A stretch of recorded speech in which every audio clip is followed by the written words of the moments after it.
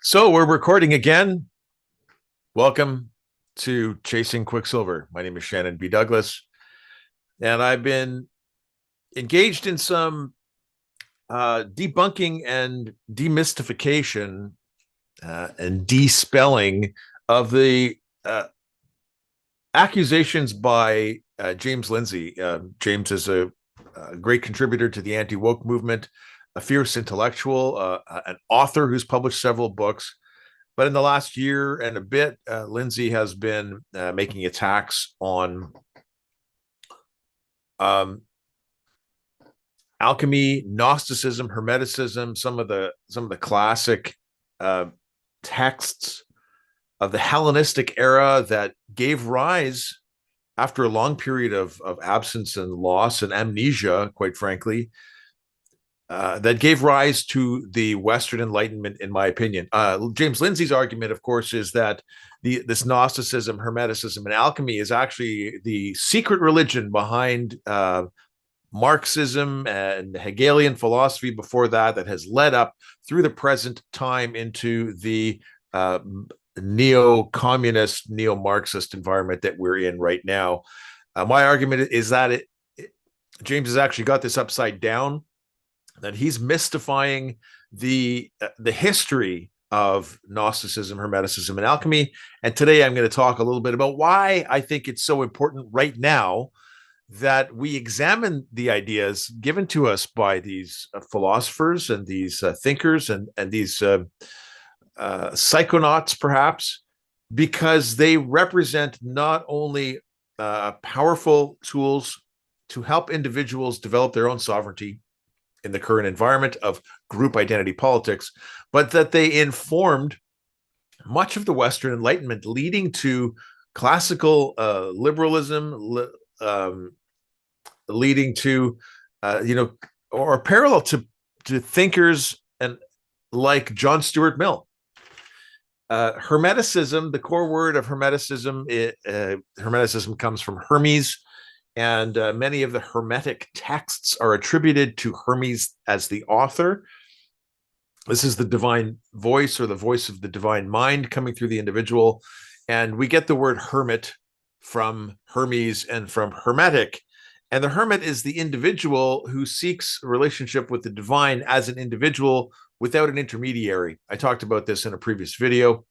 Gnosticism is the direct experience of God and the realization that God is in everything, versus the Christian monotheistic model, the authoritarian model of the individual versus the divine outside, that requires a church or the institution as the mediary between the individual and God. Now, why is it that today I think Hermeticism and Gnosticism is so incredibly important? Well, we know from the work of James Lindsay, and he's been doing this for several years, that there are very significant problems in our universities, in our institutions, in our governments, in our media, and that activist ideologues that we call the woke or the critical social justice activists or neo-Marxists have created an information ecology that says and suggests that people surrender their own agency and sovereignty to the collective identity. We're in the age of identity politics and an identitarian cosmology. So the big question, one of the most toxic questions that we're seeing in our current environment, is what's my gender? And the fundamental question of Hermeticism and Gnosticism is, who am I?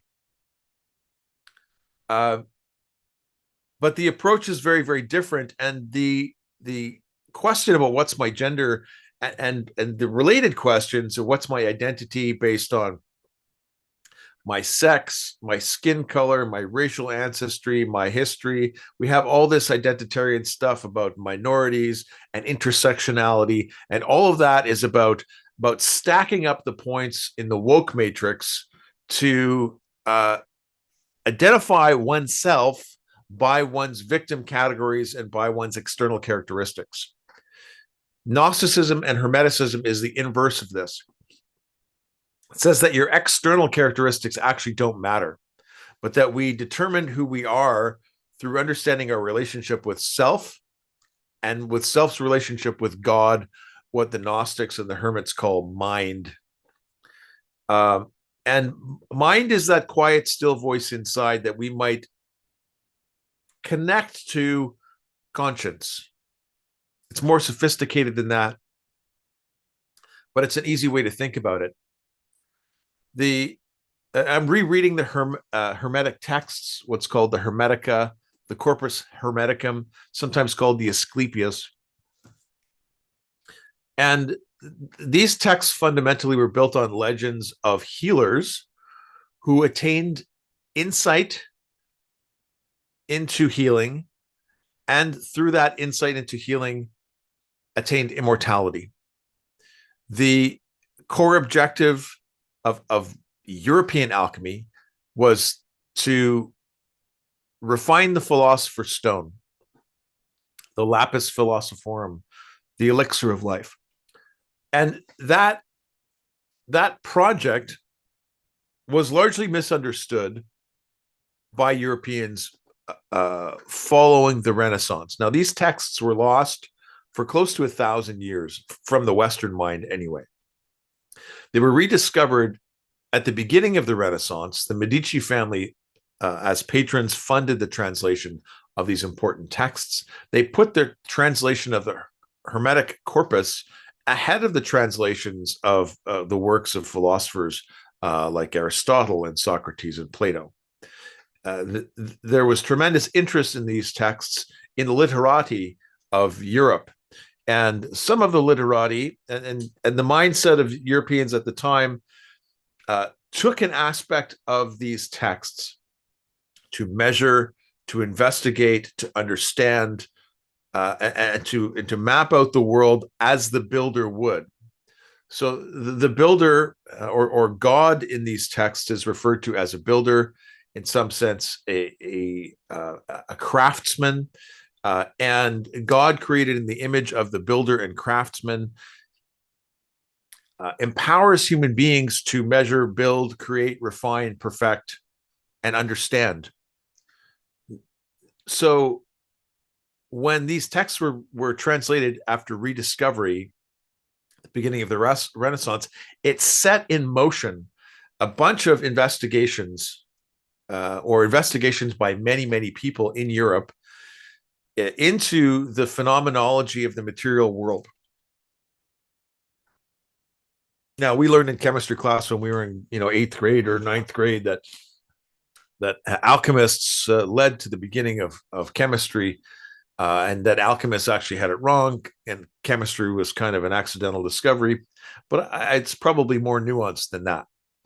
Now, what actually were the Gnostics and the Hermits and these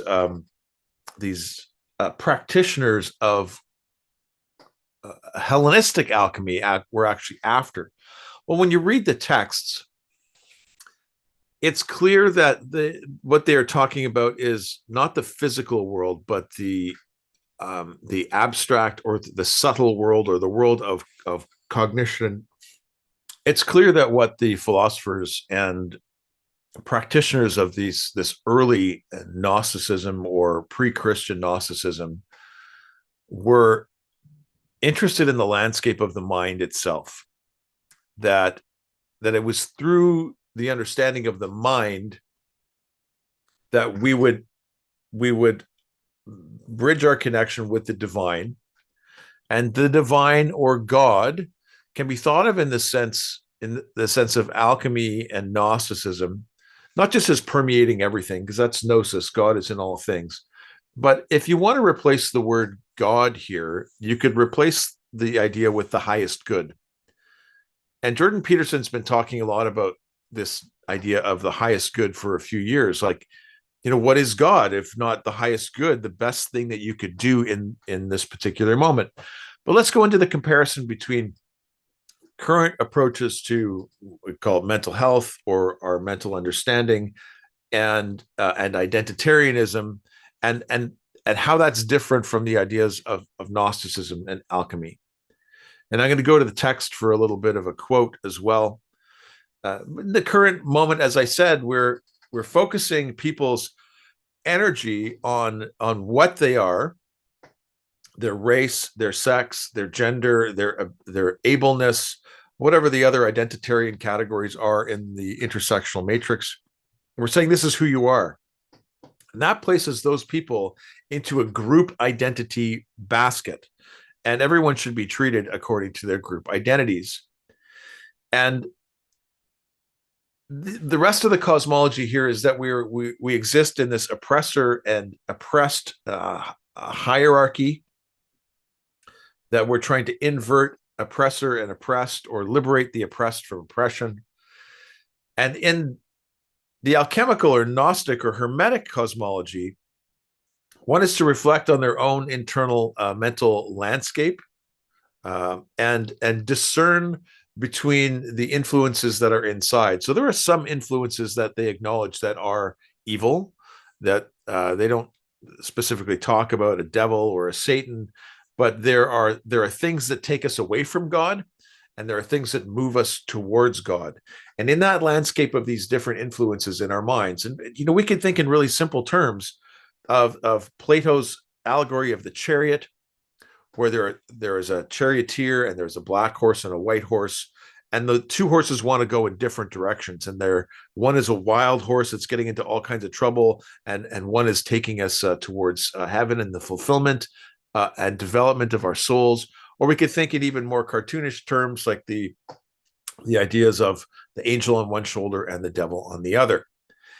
This is the simplified understanding or map of what's going on in the mind that the Gnostics or the Hermits are talking about in the Hermetic corpus and some of these Gnostic gospels. So we have to focus in our minds towards the highest ideal and the highest good and the highest order, and we need to move past or not engage with these other types of spirits or forces that anchor us into the material reality, or anchor us into evil and sin.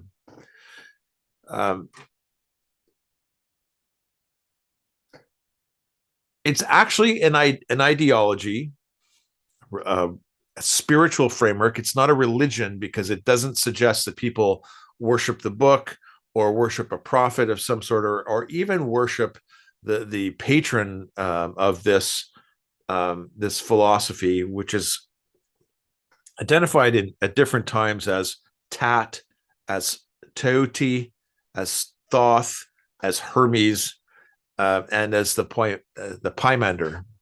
The Pymander or Pymandres is the shepherd of men.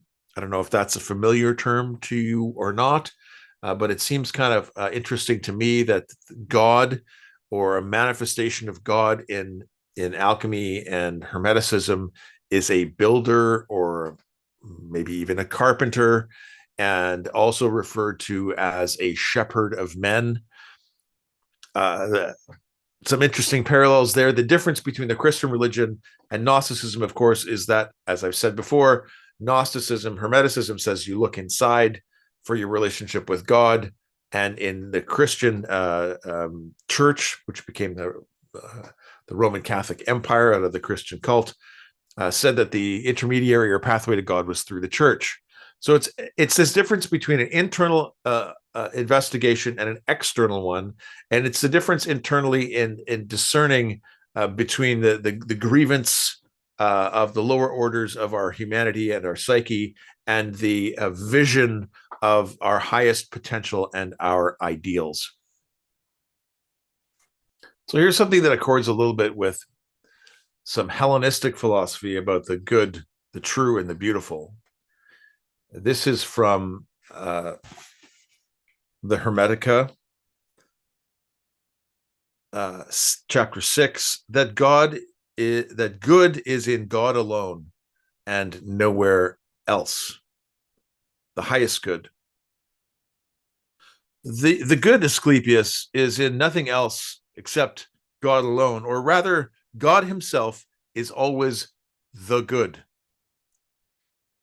If this is so, the good must be the substance of all motion and generation, for nothing is abandoned by it. But this substance has an energy about it that stays at rest, that has no lack and no excess, that is perfectly complete, a source of supply present in all beginnings of things. When I say that what supplies everything is good, I also mean that it is holy and always good. Holy as in unified here. From chapter 5, if you can understand God, you will understand the beautiful and the good, the exceedingly bright, whose brightness God surpasses. For this is incomparable beauty and inimitable good, as is God himself. As you understand God, then also understand the beautiful and the good, because they are not separate from God. These have nothing in common with other living things. If you asked about God, you ask also about the beautiful. Only one road travels from here to the beautiful, reverence combined with knowledge.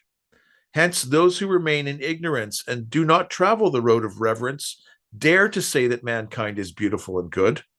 But a human cannot see nor even dream of what the good might be. Mankind has been overrun by evil, and he believes that evil is good. Therefore, he uses evil the more insatiably and fears being deprived of it, striving with all his might not only to possess, but even to increase it. Such, Asclepius, are the good and the beautiful for human beings, things we can neither shun nor hate. Hardest of all to bear is that we have need of them, and we cannot live without them.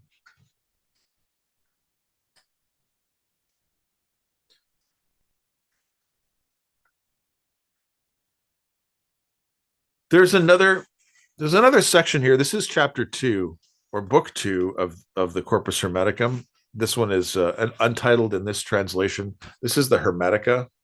I haven't spent this much money on a book since a university textbook. So this is about $80 for a new copy of this. But we're going to talk a little bit about the how the hermits perceived God and what the objectives of Hermeticism are. And I want to ask you if you can see some of the influence here. We're talking about first and second century, so almost 2,000 years ago, this text. But imagine this text being rediscovered at the beginning of the Renaissance and it getting into the hands of the literati. And after the Dark Ages, because the Renaissance was a rebirth from the Dark Ages into ideas and intellect and age of study and exploration and knowledge expansion, see where the ideas of this text might have influenced the beginning of the Renaissance and led through the rediscovery and the discovery of mathematics and individual sovereignty from a group identity project that was the church itself. So book 2, chapter 17, God's other name is Father, because he is capable of making all things. And making is characteristic of a father. Prudent people therefore regard the making of children as a duty of life, to be taken most seriously and greatly revered. And should any human beings pass away childless, they see it as the worst misfortune and irreverence. After death, such a person suffers retribution from demons. This is his punishment. The soul of the childless is one sentenced to a body that has neither a man's nature nor a woman's, a thing accursed under the sun. Most assuredly, then, Asclepius, you should never congratulate a childless person. On the contrary, show pity for his calamity, knowing what punishment awaits him. This is the content and the extent of what should be told to you, Asclepius, by way of introduction to the nature of all things. God is a builder in this scenario, and there is several references to God being unnamed or unnameable, or the source of all things being beyond our capacity for comprehension. And that God permeates all things, and that from that universality of God emerges certain other influences, and one of them being this builder influence. I'm reminded of some of the readings that I did about Rene Descartes, who had purportedly three dreams in one evening where he was visited by spirits, and in taking away from those dreams, his conclusion was to measure and order all of the material world. This was in the 1620s, 1630s, so a few hundred years after the beginning of the Renaissance itself. But nevertheless, this idea that we're going to master the physical world, we're going to build things, we're going to grow, we're going to expand, and this kind of mindset, the individual exploration, the separation of the temptations and the negative nature of self, the orientation of the self towards the good that we could call God, but towards virtue itself, and towards creation and building, and towards having an individual sovereignty independent of the environment around us. Agency, sovereignty, individuality, individual power. This is the difference between the church, the group identity, the collectivist, the institutional identity, the reemergence of the individual in the Renaissance, the birth of the rational enlightenment in the West. And it's a problem that we're seeing today, or we see the problem of today, these collectivist mentalities and ideologies that are sucking up and denying the importance of individual sovereignty, or ignoring it entirely in favor of these group identitarian movements.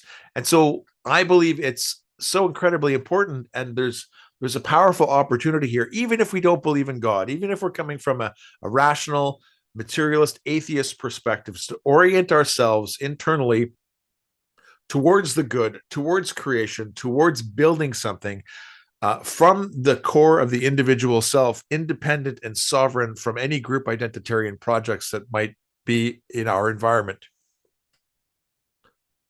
My name is Shannon B. Douglas. This is Chasing Quicksilver. A little short conversation today about why Hermeticism and alchemy is so important. Make sure you like and subscribe. I'm going to go into some of the structure of mind in upcoming videos about this. I've got some actual slideshow and decks to prepare, some animations on how the alchemists and Gnostics and hermits saw the structure of mind, this difference between the evil and the good, and our relationship with something, a part of us that is represented in spiritual traditions around the world, that actually has a strong correlation. I can make a strong argument that this is what Christians understood as Christ, and how other people and other peoples and other cultures understood this internal, let's say, part of ourselves or component of our psyche in relationship with the conscious mind, in the overall environment of these various influences, what we might call the archons or the archetypes or the angels, and how we can develop that part of ourselves that the Christians have understood as Christ, and do it through a hermetic process, through an introspective and growth model relative to the self. Shannon B. Douglas. Hey, you can find me at Neo Hermetic on X. Follow me there, and glad to join in live and ongoing conversations under that handle.